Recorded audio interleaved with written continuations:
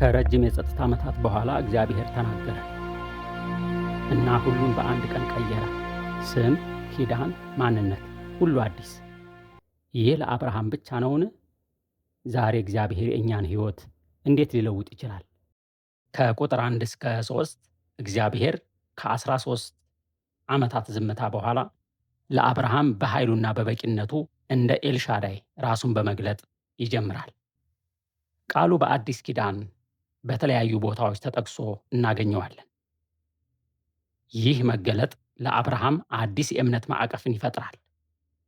ምክንያቱም በሰው አቅም የማይቻል ነገር በእግዚአብሔር እጅ ቀላል እንደሆነ ያሳያል። ስለዚህ አብርሃምና ሳራ በተፈጥሮ ቢደክሙም የተስፋው ፍጻሜ በእግዚአብሔር ኃይል ይመጣል። ከዚህ ጋር ተያይዞ በፊቴ ተመላለስ ፍጹምም ሁን በማለት እግዚአብሔር አብርሃምን ወደ ጥልቅ መታዘዝና ታማኝነት ይጠራዋል። ምልልስ ቀጣይነት ያለውን ሕይወት ይጠቁማል። ፍጹምነት ማለት ኃጢአት አልባ መሆን አይደለም፣ ነገር ግን በሙሉ ልብ ለእግዚአብሔር መሰጠትና ባልተከፋፈለ እምነትና በመታዘዝ መኖርን። አብርሃም የእምነት ሰው ቢሆንም በአጋር ታሪክ ባሳየው ድካም ምክንያት አሁን ወደ ጥልቅ መታዘዝ እንዲገባ ያስፈልጋል። እግዚአብሔር ተስፋውን ከመፈጸሙ በፊት ሰውን ያዘጋጃል፣ ባህሪን ይቀርጻል፣ እምነትን ያጠነክራል። እግዚአብሔር ቀደም ሲል የሰጠውን ቃል ኪዳን እንደገና በማረጋገጥ ያጠነክረዋል። ይህም የእግዚአብሔር ታማኝነት በሰው ድካም እንደማይገደብ ያሳያል። ከቁጥር 4 እስከ 16 እግዚአብሔር ስም በመቀየር የማንነት ለውጥ እንደሚያመጣ ያሳያል። አብርሃም አብርሃም ሆኖ የብዙ አሕዛብ አባት ይሆናል። ሶራም ሳራ ተብላ የብዙ ሕዝቦች እናት ትሆናለች። ይህ ለውጥ ከውጭ የተደረገ የስም ለውጥ ብቻ አይደለም፣ ነገር ግን የውስጥ ሕይወትንና ጥሪን ይቀይራል። እግዚአብሔር እነርሱን አሁን ባሉበት ሁኔታ አይመለከታቸውም፣ ነገር ግን ሊሆን ያለውን ታላቅ ዕቅድ ያያል። ያዕቆብ እግዚአብሔር ከነካው በኋላ ስሙ ተለውጦ እስራኤል ተባለ። ስምዖን ወደ ኢየሱስ ክርስቶስ ሲመጣ ጴጥሮስ ብሎ ጠራው። ይህ ለውጥ የወደፊት ተስፋን አሁን እንደ እውነት እንዲኖሩት የሚጠራ ነው።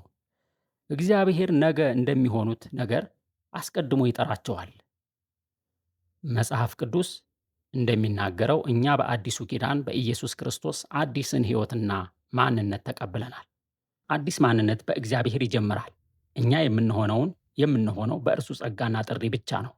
እንዲሁም የግርዘት ኪዳን ለአብርሃምና ለዘሩ እንደ ምልክት ተሰጠ። ይህም ከእግዚአብሔር ጋር የተለየ ሕይወት፣ ቅድስናና መለየትን የሚያመለክት ነው። ግርዘት የውጭ ምልክት ብቻ ሳይሆን የውስጥ መቀየርን፣ ልብን ለእግዚአብሔር መስጠትን ያመለክታል። ይህ በኋላ በመንፈሳዊ መልኩ የልብ ግርዘት ተብሎ ተገልጿል። ምክንያቱም ኪዳኑ የሚጠይቀው የውጭ ምልክት ብቻ ሳይሆን የውስጥ ልብ መለወጥና ለእግዚአብሔር መሰጠት ነው። እግዚአብሔር በዚህ ሁሉ ሂደት አብርሃምን ለሚመጣው ተስፋ እያዘጋጀው ነው። በተስፋና በፍጻሜ መካከል ያለው ጊዜ የእምነት ማጥራትና የባህሪ መቀረጽ ዘመን መሆኑን እንመለከታለን። ከቁጥር 17 እስከ 22 እንደምንመለከተው ከዚህ በፊት ተስፋው የተነገረ ቢሆንም አሁን ደግሞ የተስፋው ልጅ በግልጽ ከሳራ እንደሚወለድ ይገልጣል። ስሙም ይስሐቅ ይሆናል። እግዚአብሔር ተስፋው በእስማኤል እንደማይቀጥል ግልጽ ያደርጋል። ነገር ግን እስማኤልን ደግሞ ስለ አብርሃም አይተወውም፣ ይባርከዋል፣ ታላቅ ሕዝብም ያደርገዋል። ይህ የእግዚአብሔር ጸጋ ሰፊና የማይገደብ መሆኑን ያሳያል።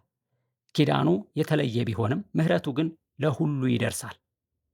እግዚአብሔር ሁሉን ይመለከታል፣ ርኅራኄውም አያልቅም፣ ጥልቅና ሰፊ ነው። እስማኤልና ይስሐቅ በመንፈሳዊ አስተምሮ ሁለት አይነት ሕይወትን ይወክላሉ። እስማኤል የሰው ጥረትና የሥጋ መንገድ፣ ይስሐቅ ደግሞ የእግዚአብሔር ታምራትና የተስፋ ፍጻሜ ነው። እስማኤል ሰው በሥጋ ለእግዚአብሔር የሚፈጽመውን ያመለክታል። ይህም በሰው ጥረት እና በእግዚአብሔር ኃይል መካከል ያለውን ልዩነት ያጠራል።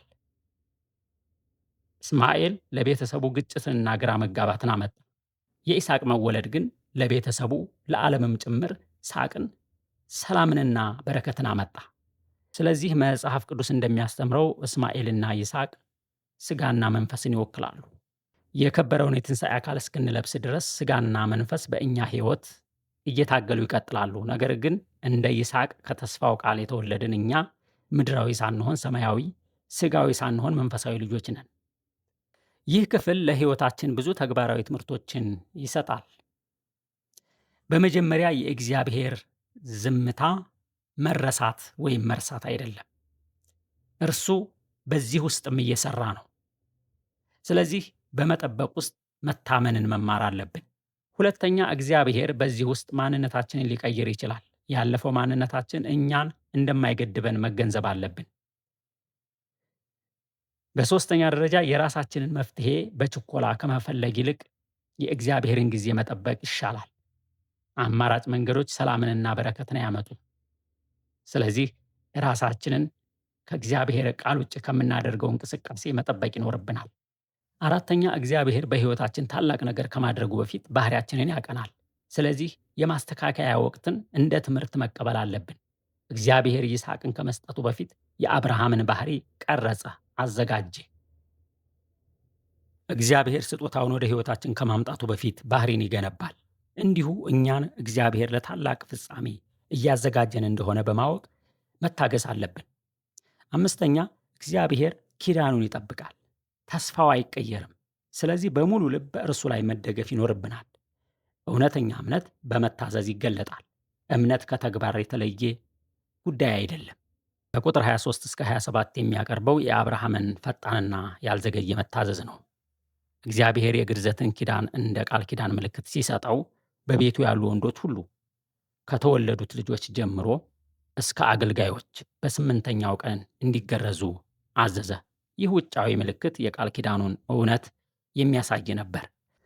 ሰው ከእግዚአብሔር ጋር የገባውን ግንኙነት የሚያስታውስ ማኅተም ነበር።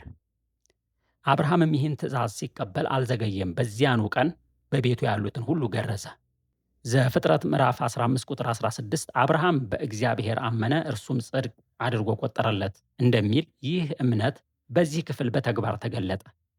ስለዚህ እውነተኛ እምነት በሁኔታ ሳይሆን በእግዚአብሔር ቃል ላይ ይመሰረታል እና ወዲያው ምላሽ ይሰጣል። እምነት መስማትና ማመን ብቻ አይደለም፣ ነገር ግን መታዘዝን ይጠይቃል። ግርዘት እግዚአብሔር ሕዝቡን እንደመረጠና ሕዝቡም ለእርሱ እንደተለዩ የሚያስታውስ ነበር።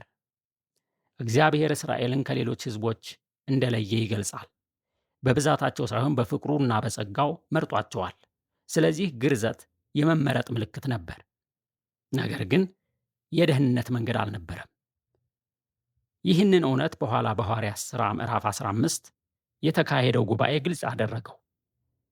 አሕዛብ ክርስቲያኖች ለመዳን መገረዝ እንደማይጠበቅባቸው ተወሰነ። ሐዋርያው ጳውሎስም ድኅነት በጸጋ ብቻ እንደሆነ አጠንክሮ አስተማረ። እግዚአብሔር በታሪክ ውስጥ ኪዳኑን በምልክቶች አረጋግጥ። ለኖህ ቀስተ ደመናን ሰጠ። ለአብርሃም ግርዘትን እንደሰጠ ሁሉ ለእስራኤል በሲና ሰንበትን። እነዚህ ሁሉ ውጫዊ ምልክቶች ውስጣዊ እውነትን ያመለክታሉ። በአዲስ ኪዳን ደግሞ የውሃ ጥምቀትና የጌታ እራት እንደ ምልክት ተሰጥተዋል። እነዚህም ከክርስቶስ ሞትና ትንሣኤ ጋር እንደተባበርን ያሳያሉ። ነገር ግን መጽሐፍ ቅዱስ የሚያስተምረው እውነተኛው ግርዘት የልብ እንደሆነ ነው። በሮሜ መልእክት ምዕራፍ 2 ቁጥር 29 ግርዘት በመንፈስ የሚደረግ የልብ ግርዘት እንጂ በፊደል አይደለም ይላል። እንዲሁም ቆላስያስ ምዕራፍ 2 ቁጥር 11 ክርስቶስ የሚሰጠው ግርዘት የኃጢአትን ሥጋ ማስወገድ እንደሆነ ያሳያል። ይህ የመንፈሳዊ ለውጥ ሂደት ሲሆን አሮጌውን ሰው ትተን አዲሱን እንድንለብስ ያደርገናል። እንዲሁም ፊልጵስዩስ ምዕራፍ 3 እኛ በመንፈስ እግዚአብሔርን የምናመልክ እውነተኛ ግርዘት እንዳለን ይናገራል። ይህ የሚያሳየው የክርስቲያኑ ማኅተም ውጫዊ ሳይሆን ውስጣዊ መሆኑን፣ ሥጋዊ ሳይሆን መንፈሳዊ መሆኑን ነው። ውስጣዊ ለውጥን የሚሰጠን መንፈስ ቅዱስ ነው። ኤፌሶን ምዕራፍ 1 ቁጥር 13 በእርሱ አምናችሁ በተስፋው መንፈስ ታተማችሁ እንደሚል፣ እንዲሁም በሮሜ ምዕራፍ 8 እና ኤፌሶን ምዕራፍ 4 መንፈስ ቅዱስ እንደ ውስጣዊ ምስክር በውስጣችን እንደሚኖር ያሳያሉ። በአንደኛ ቆሮንቶስ ምዕራፍ 12 ቁጥር 13 ደግሞ በአንድ መንፈስ ሁላችን ወደ አንድ አካል እንደተጠመቅን ሁላችንም አንዱን መንፈስ እንደጠጣን ይናገራል። ስለዚህ ክርስቲያኑ ከክርስቶስ ጋር በሞቱና በትንሣኤው ይተባበራል። ይህም አዲስ ሕይወት ለመኖር ኃይል ይሰጠዋል። ይህ ሁሉ ምን ያስተምረናል? እግዚአብሔር ሲናገር ወዲያው እንደ አብርሃም መታዘዝ አለብን። እግዚአብሔር ሲናገር ልክ እንደ አብርሃም ወዲያው መታዘዝ አለብን። በዕለት ተዕለት ሕይወታችን መንፈስ ቅዱስን ማሳዘን የለብንም። መታዘዝ ደግሞ በከፊል ሳይሆን ሙሉ መሆን አለበት።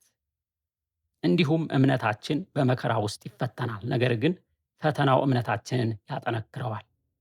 ጆሴፍ ፓርከር እንደሚሉት ታላቅ ሕይወት በታላላቅ ተስፋዎች ውስጥ ተፈትኖ ይገኛል። አብርሃምና ሳራ ያለፉት ፈተና ሁሉ ለታላቅ ዕቅድ አዘጋጃቸው። ስለዚህ በሃይማኖታዊ ሥርዓቶች ብቻ ሳንደገፍ ውስጣዊ ለውጥን መፈለግ አለብን። ጥምቀት፣ የጌታ እራት አገልግሎት የመሳሰሉት ሁሉ መልካምና መንፈሳዊ ቢሆኑም ልባችን ካልተለወጠ አደገኛ ናቸው። እግዚአብሔር በመንፈስ ተመላለሱ፣ የሥጋንም ምኞት አትፈጽሙ በማለት በውስጣችን የተፈጠረውን አዲስ ሕይወት በዕለት ተዕለት ሕይወታችን እንድንኖረው ጥሪ ያቀርባል። የአብርሃም መታዘዝ የኪዳን ሕይወት መሠረት ነው። እምነት ወደ መታዘዝ ይመራል፣ መታዘዝም በረከትን ያመጣል። እኛም ቃሉን በእምነት ተቀብለን በተግባር ስንከተል እግዚአብሔር በሕይወታችን ያዘጋጀውን ታላቅ ዕቅድ እናያለን። ዘፍጥረት ምዕራፍ 17 በአጠቃላይ የሚያስተምረን እግዚአብሔር ሰውን በጸጋው ሲጠራው እንዲሁም ሲቀይር የሚሰጠው አዲስ ማንነትና ኪዳን በእርሱ ታማኝነት እንደሚጸና ነው። እርሱ ኤልሻዳይ ነው። የሰው ድካምና ገደብ ቢኖርም የተስፋውን ቃል እግዚአብሔር በብቃት ማጠናቀቅ እንደሚችል ያስረዳል። ስለዚህ እውነተኛ እምነት በቃሉ ላይ መታመን ብቻ ሳይሆን በመታዘዝና በልብ ለውጥ መገለጥ አለበት። ምክንያቱም እግዚአብሔር እኛን ወደ አዲስ ሕይወት እየመራ በዓላማው ውስጥ ሊጠቀምብን ይፈልጋል። እግዚአብሔር ዛሬም ሰዎችን ይጠራል፣ ይቀይራል፣ አዲስ ማንነት ይሰጣል። በመጨረሻም በኢየሱስ ክርስቶስ ዓለምን ለመባረክ ያለውን ዓላማ ይፈጽማል። እርሱ ኤልሻዳይ ነው፣ ታማኝ ነው፣ የማይለወጥ ነው። ሃሌሉያ! የዛሬውን ጥናታችንን በዚህ ፈጽመናል። ቀጣይ እስከምንገናኝ መልካም ቀን